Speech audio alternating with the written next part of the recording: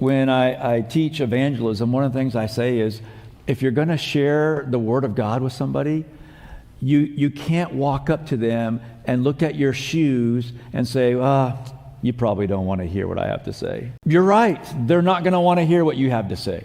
But if you walk up and say, can I tell you what Jesus Christ did in my life? Can I tell you what I have seen Christ do? Most people are going to say, I want to hear that. In fact, that's one of the ways that I asked that question. I remember I was on a flight from Raleigh-Durham to Chicago.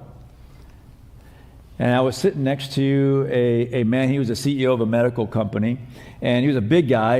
And when we sat down, I pulled out my little pocket New Testament. And I asked him about church. And he just started cussing. He was so mad at the world. And you know what I asked him?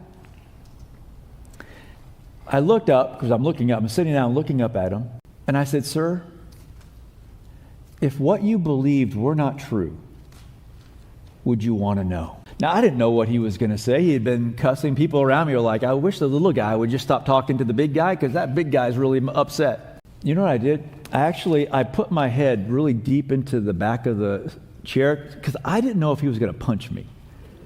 But what I did know is I at least didn't want to get whiplash. Right? Broken nose, but not whiplash.